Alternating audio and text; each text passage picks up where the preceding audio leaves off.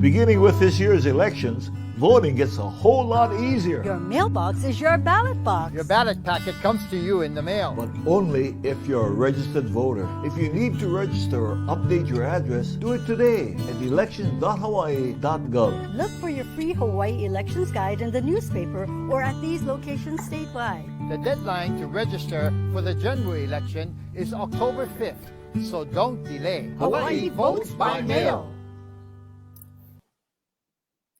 Well, happy Aloha Friday. I'm Ryan Kolesuji, joined by Yunji Denise. This is Spotlight Hawaii, brought to you by the Office of Elections, which reminds you that the general election is coming up and the last day to register is October 5th. So make sure that you do that and you are prepared. Of course, Yunji, this is Spotlight Hawaii, where we kind of spotlight some of the things that are happening in our community. Today, of course, is also September 11th, a day which is a day that we honor and remember so many things that happened in our country as well as our state, not only the attacks of September 11th, but Hurricane Iniki hitting the state of Hawaii many years ago. But as we find ourselves in this situation with the COVID-19 pandemic, we continue to see people all throughout the state suffering in various forms. And today we touch on some of those issues. Yeah, that's right. We are going to be joined by two guests today, one after another. First, we're going to be talking with Nanci Kreidman of the Domestic Violence Action Center. She's got some data to present to us today that is pretty sobering, just about how many people are reaching out to her organization to ask for help in this time. It's one of the, sort of unseen things about the pandemic is a big increase in the incidence of domestic violence from what we understand. So we're going to talk to Nanci about that and also about how you can be an ally, or if you find yourself in a situation that is dangerous, what you can do to get help. And then we're also going to be joined in the second half by Tina Yamaki from the Retail Merchants of Hawaii, and she's going to be talking about a different effect, and that, of course, is the economic effect of the shutdown. You know, Ryan, we were supposed to see the shutdown end yesterday on the 10th, but of course, Mayor Kurt Caldwell continuing that on Oahu for another 2 weeks. So what is the effect of that continued shutdown on retail? Some sobering statistics there as well. So we're going to get into all of it. We want to, of course, begin with Nanci from the Domestic Violence Action Center. Thank you so much for being here this morning. When we all hear lockdown, a lot of people see this as, obviously very economically difficult and trying just, stressful, what have you. But when you hear lockdown from your organization's perspective, tell us a little bit about that. Well, we immediately recognize that survivors are being harmed at home behind closed doors. They are prisoners of their abuser. And we can see that survivors are trying to figure out how to get information. Are there ways to escape? What are their options? What parts of the system are working? And how can they be supported by organizations like the Domestic Violence Action Center? People are very afraid, and for good reason. They're being hurt at home. What are some of the numbers that you're seeing in terms of the volume of people that are reaching out to you folks during this time? And I think we have a graphic that kind of illustrates the time difference, but if the difference in this time last year, but if you can kind of go through that and let us know what you're seeing. Yeah. Well, we decided immediately that we should be tracking the requests for assistance and use that as a way to educate the community about the seriousness of the problem. When we first encountered the pandemic, nobody was talking about domestic violence. We were talking about hunger and health and homelessness, but nobody was talking about domestic violence as a consequence of the pandemic.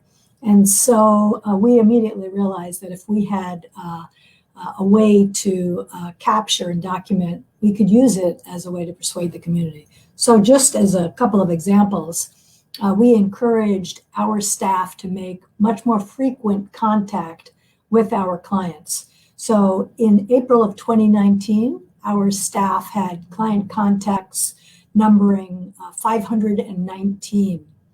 In April 2020, our staff were in contact with our clients 3,038 times. That's 6 times as many contacts with clients who are trying to navigate their pathway to safety or freedom. our staff completed more than 1,000 safety plans. That's a blueprint for a person to use when they are in actual danger. That compares with 690 last year. We provided less legal information, which is an interesting highlight to note that people can't get out. They can't get information. Courts are closed, court calendars are not functioning. So in 2019, we had the opportunity to provide legal information to more than 1,000 survivors. In 2020, that number was down to 708. So there are different ways in which access and communication and availability has shifted everybody's capacity to respond effectively. You know, we have some questions, and we encourage folks to write in. And Bonnie says, "Can you show the signal abused people can ask for help without the abuser knowing?" Let's talk about that specifically, but also some other ways that, you know, people who may find themselves in this circumstance but are sheltering in place, they're at home. What can they do? Mm-hmm. Let me answer the first part of the question first. We don't recommend one single symbol or code because everybody's situation is different. And if we were publicizing what the symbol is, everybody would know. And that would include abusers. So our encouragement is you make a plan and you develop a code that you can use with somebody that you know and get them engaged in understanding when I say blue, I mean I need help. For somebody else, it may be kitten. You just don't really know what has meaning to the individual. And you have to explain to the other person with whom you are developing this plan what kitten means. So when I say kitten, that means I got to get out of here quietly. We're encouraging people who know somebody or have ever had concerns about somebody to make contact specifically and say, I'm concerned about you. Do you need any help? I want you to know I'm here if you need any help. I forget the second part of the question. Well, no, I mean, it's just what kind of, if you are in that circumstance yourself, I know that you folks have a text chat hotline, so maybe someone can't call 911 or they can't call you and talk to one of your staff members, but perhaps they can text. Well, that's exactly why we added the text and the chat feature to our website, because we recognized that people could not make a telephone call with an abuser standing by. When I wake up in the morning and I look at our data and our activity overnight, people have been on our website all night long. People are texting, but mostly they're chatting and going to the website to collect information because the options have shrunk for them. So first they have to get all the information. We did receive a message from someone a few weeks ago who said, I was on your website 10 times before I sent this message. So again, it's a very different process for each individual, and we have to allow for people to use the tools that we've created in the way that serves them. You know, we have an interesting question here that's come in from Daniel, who's asking about help for husbands who are being abused by their wives. Does the organization help them? There are those in those situations as well. He's also saying that he's not the one, but asking about that situation because that's something that we often don't hear too much about. Right, absolutely. We help anybody who is a victim. It is not based on gender or age or ethnic group. Anybody who needs help is welcome to call us, reach out, ask for help. I just use he and she simply because the data and the incidence is much greater for women to be the victims. But absolutely, we will help husbands or boyfriends or partners if they're being abused by their significant other. What is different about what abuse might look like in the time of COVID? I know that I was on your website and saw some graphics about how abuse, how it might be different. The tactics, if you will, might be a little bit different right now. It's really important. I thank you for mentioning that. There are new ways to terrorize people. You can withhold communications devices. You can blame people in new ways. You're exposing us to the coronavirus. You're ignoring the directions that's being given by the governor or the mayor. New ways to terrorize your partner, which has the effect of silencing her or him, restricting their movement. We had one client whose children are still visiting both parents. And in one instance, the partner was not abiding by the directions for mask wearing and distancing and hand washing. And he was exposed to the coronavirus and exposed the child, which meant she could not get her child back. So there are different ways that abusers are tormenting their partners as a result of the isolation, which is amplified, and the restrictions on interacting. So the isolation has a very, very big effect on people having the ability to ask for help or get help or ask questions or protect themselves. I want to ask this question more from a standpoint of you as a nonprofit organization during this time. We know that there are many businesses and organizations out there that are struggling just because of the economic impact that this has had.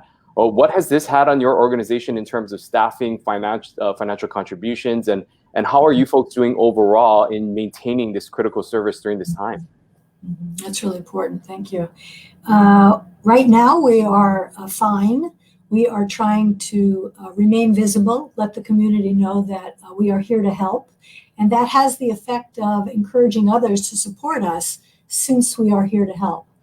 We are very, very concerned about fiscal year 2022, which begins July 1, 2021. This fiscal year, which is fiscal year 21, we were pretty much in position to move forward at current staffing levels. Contributions and foundation support has been very generous. I'm very afraid of what the future may bring. Foundations are going to have to spread their money across all the community needs. Government, of course, is not going to be able to support at the level they have. Demand is going to go up. Individual contributions are going to go down because people who have lost jobs are not going to be able to help. So we're trying to think ahead. We're trying to reflect on the economic crisis in 2009, where we suffered some serious cutbacks, and try to remember what the lessons learned then are that we can apply now. So we're in active consideration of how to go forward and be stable. We can't have the Domestic Violence Action Center evaporate because the demand is so great and the danger is so real. Yeah, Bonnie Howland says here, mahalo for the information. I was abused years ago. No one believed it because my ex was such a charmer. Thank you for sharing that, Bonnie. And Nanci, I'm afraid we only have a little bit of time left, but what would you say to others in a final thought? Folks like Bonnie, she's obviously not in that circumstance anymore, but someone who might be in a circumstance like the one she was in. What's your message to them today? We don't want people to give up. We want them to know that we are here. We want to encourage them to reach out in the way that they can. We're not going away. We know survivors are being harmed at home. We want them to know that we believe them. And we want the community to recognize that domestic violence is a consequence of the coronavirus, and to not let that fade into the background. Well, Nanci Kreidman, thank you so much. Of course, we have this information here listed for those who may know somebody, or if you yourself find yourself in this situation, to reach out to you folks there. And thank you again for all that you do, and thank you for providing us an update as we sort of navigate through these times together. Aloha. Yeah, aloha. Thank you so much, Nanci. So important, that message. So if you have a chance, go to that website. If you're in a position to support the Domestic Violence Action Center, please do so. They are such an important resource in our community. We're going to pivot now and talk to Tina Yamaki from the Retail Merchants of Hawaii. Thank you so much, Tina, for being here this morning. We're talking about all these different effects that the coronavirus is having on our community. Just a day or two ago, the paper had an article that really struck me that said that 47 restaurants in our community are closing for good. So we'd love to hear an update from you about the kinds of retailers that you're seeing most affected right now, and how many of these are we losing for good? Thank you for having me on, first of all, and for what you guys do in getting the word out what's going on in Hawaii. This pandemic is really detrimental right now, especially to retailers.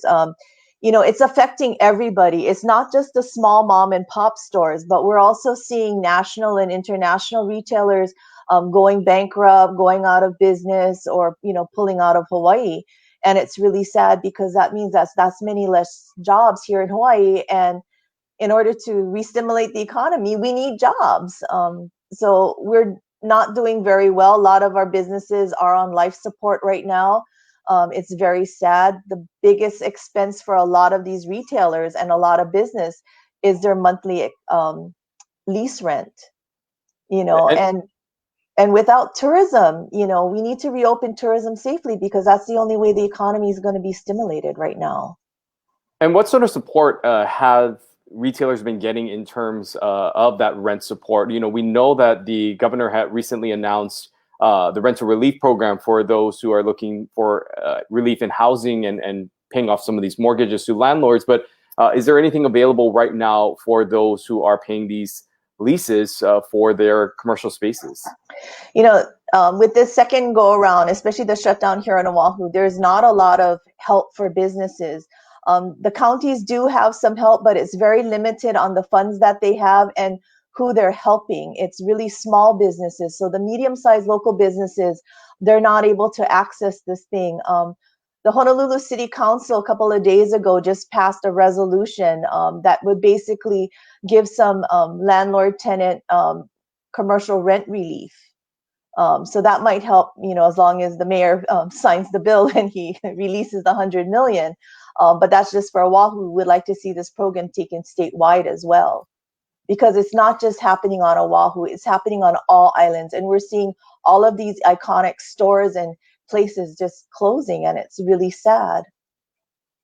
We talk a lot about the shutdown and the Kama'aina economy. Once things do open up, hopefully in about 2 weeks, things will open up a little bit more. Is the Kama'aina economy enough to sustain these local retailers? What's your concern going forward? Like I said, you have to open up the visitor industry, and that's the only way that the economy is really going to open up. Right now we have one of the highest unemployment rates right now. So people have either lost their jobs or have a huge pay cut. So the money isn't there to spend. When we had the first shutdown, people were getting an additional $600. We got a stimulus check. People were getting still paid because of PPE loan or PPP loans. But that's not happening this time around, and businesses still have to pay their rent. They still have to pay their utilities. They still have to pay taxes. So it's a little harder. And for Oahu too, if you're a non-essential business, you can't sell online. You can't ship it. You can't have store pickups or a curbside pickup, which is, there's no contact at all. So in the first shutdown, stores were able to do online sales. And so that's what floated their businesses. And they were able to pay some of their rent and utilities and all of that other stuff.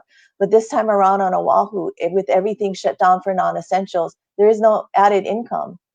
So, like Rezo's like the one that was just passed that would help with rent relief, that's a major help, for a lot of businesses, whether they're small or medium. And I think people need to understand that, even if it is a luxury retailer or a large box, department store or something, we still have to support them, because they're the ones who are hiring our local people. That's our friends, family, and neighbors that are working in those stores. We often hear about this shutdown and these lockdowns, and a lot of people, of course, want dates because they want to know when it's reopening. I want to hear from your perspective of just what it takes to sort of shut down a store and open it back up. I mean, it's not like, these announcements are made and they can just sort of open up the next day. There is got to be some planning and what goes into that process each time we go through these open and shutdowns. For every store, it's different. And it's not just, closing the lights and locking the door and leaving for 2 weeks or a month and then coming back, unlock the door and turn on the lights. when we close down, we have to do inventory of everything in the store. You have to secure your terminals, your cash registers. You have to secure all of your valuables that are in there and all your paperwork. You have to let the employees know that they're being laid off and why. There's a whole bunch of steps, to closing a store, whether you're large or small. It's not like you're closing and the next day you're opening up. So there's a lot of steps involved. And then even opening up, we have to re-clean the stores. We have to rehire or back, let our employees know to come back. It's opening up the registers. It's redoing inventory again.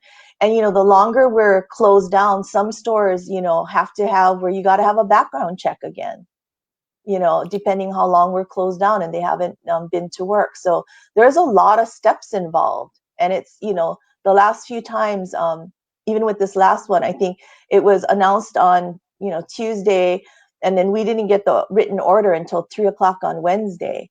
So, we were scrambling because everybody knows store hours have been cut too. A lot of stores are closing earlier. Is there a specific sector that you're most concerned about losing in Hawaii, about just sort of the landscape of our community? What do you think is most at risk of not being able to come back? I think there's two industries. I think it's number one is retail, and also up there too is restaurants. We're both very vulnerable and we need help. There's no ifs, ands, or buts about it. It's not corporate welfare. It's just survival, because we need to make sure that we have jobs to come back to. After the last shutdown and the reopening, what were the numbers? What were you hearing from retailers? Obviously, business was not what it was, say, last year, but were businesses being able to find success, and were they able to maintain prior to this most recent shutdown and during that period in between these both lockdowns? There were some businesses, there was a handful of businesses that were doing okay. But when we say okay, that's not compared to last year's numbers. Most non-essential retailers are only doing maybe 15, 20% of what they did last year. Some at 50, but a lot of them way below that. And it's just because we can't keep just looking at the kama'aina economy, especially if, they're unemployed and they don't have the money to spend. So the goal right now, with the Lieutenant Governor was on just a few days ago, they're really pushing for October 1st. We'll see if that actually happens with some pre-testing. And I mean, that's pretty soon if they're actually able to pull that off. The question, of course, if the travelers will be here, but for every month that we're shut down, I mean, I think it's probably hard for you to guess, but what that impact is on the longevity of what you're talking about those retailers who are sort of on the edge right now. It's not every month, it's every day that it's shut down. There's somebody who's not going to reopen. And, we've heard some of our members who are saying they're just looking to pull out of Hawaii. We're looking at people who have, if they have multiple locations, they've cut the lease on maybe half of them or more. And we're seeing a lot of people who have a direct impact with the visitor industry. Their stores are boarded up. And, we don't know, are they trying to maintain until visitors come back? But we know come October 1st, all the visitors aren't going to just come rushing to Hawaii. We know it's going to take about 4 to 6 months before we see any upturn in the economy because of it. So these guys are holding on, and we don't know how much longer they can. We're seeing stores close every day, and a lot of them do it quietly. You hear it on social media. If it's an iconic store or store that they really like, or restaurant, you might see it in the media, but a lot of these stores are just boarded up or, quietly closing. We know that the holiday season, of course, is an important time for retailers, and it's hard to believe that that's somewhat just around the corner as this year sort of is flying by. How significant is this holiday season going to be to retailers and making sure that they're open during this time? This is going to be a do or die, for a lot of people. And, we're looking, if we cannot sell online, how is that going to look? How many businesses are going to die? Can we, what if we have another shutdown during that time? Everyone's trying to plan, but it's hard to plan if you really don't know what's going to happen. So, you expect the best, but you plan for the worst, is what a lot of retailers are doing right now. It's hard to plan for a holiday season, especially people with kids, they can't go see Santa. So, can we do it virtually? How are we going to shop? And, here in Hawaii, if we close down all the stores and they're not able to do it even for Christmas shopping, what's going to happen is they're going to go online and buy from mainland stores. And so we're not going to get, the benefit of that. And retail has changed a lot. So what a lot of people don't realize is distribution centers are here in Hawaii. So when you order like at certain places like Macy's.com and all of that, it's actually being put together here locally. But now with the shutdown, they can't do that. So it's going to come from the mainland. And you may be looking at higher shipping costs, higher prices. We don't know. And then also to put that in also too, we also got to take into effect that Young Brothers has also raised their shipping rates 46%. So you're going to see a very big increase in prices here in Hawaii. Just in the last few minutes that we have, what's your advice to individuals? What can we do? We talk all the time sort of in a broad way of buying local, but what do you advise us to do? Is there, what can we do to support our mom and pops and also these mid-sized retailers that you were talking about? Because you are right, those are such big employers in our community. First of all is encourage the mayor to release the $100 million, for rent relief. Retail has never been a hot spot. We've always, been very safe and for not only our customers, but our employees too. But yet we're being penalized and being closed where we can't do online sales. So encourage the governor and mayor to, open up retail again. People still need to buy shoes and clothes for their kids and items that they can't do it now. So they're buying it on the mainland. So, encourage that. Still try and shop at your local stores and support local businesses. That's the only way that we're all going to survive this. All right. Well, Tina, Yamaki, thank you so much for sharing your insights again. And we will continue to stay posted, especially on that resolution and see what happens there. And if, of course, more relief is going to be happening and coming for those retailers that the mayor hopefully will sign. And we'll continue to keep our guests posted and would love to hear back from you in a month or so, hopefully when things are back open. Thank you. Aloha. Thank you so much. Aloha. I don't know what happened to Ryan there, but we have, oh, there we go. A few technical errors, but wow, some really sobering information from Tina as well. And just so sad to hear about what she was talking about, seeing some of the bigger companies or more well-known iconic stores, when they close, there's a little bit of fanfare and we know about it, but the idea of these folks just boarding up and quietly closing is really, really heartbreaking. Yeah, and it's impacting so many sectors. Of course, we talked about some of the restaurants and the retail as well, obviously, that is being impacted. But just the process that they have to go through each and every time we go through the shutdown does play a significant role in just the overall operations of the business itself. So we'll see what happens. Of course, if there is any sort of change to the order, we know that there has been a call, of course, by the lieutenant governor for some of the restrictions that were initially put in place by the mayor, especially for the beach activities and things of those natures. But obviously, the longer that we remain sort of in this shutdown state, there is a lot more concern, of course, about the economy as well. Yeah, and one of the things that she brought to light was this idea that you can't shop online, that local retailers aren't able to participate in the online economy thanks to the shutdown. I was not aware of that. So that's a pretty big impact, and that was interesting to hear. So we appreciate Nanci and Tina joining us for our conversation this morning. On Monday, we've got another doubleheader. Actually, we've got doubleheaders for every show next week, if you think about it, Ryan. On Monday, we've got the governor, and then he'll be followed by someone from the state to talk about that new rental relief program that you had referenced earlier. They're offering up to $2,000 a month for Oahu residents and $1,500 for those folks on the neighbor islands.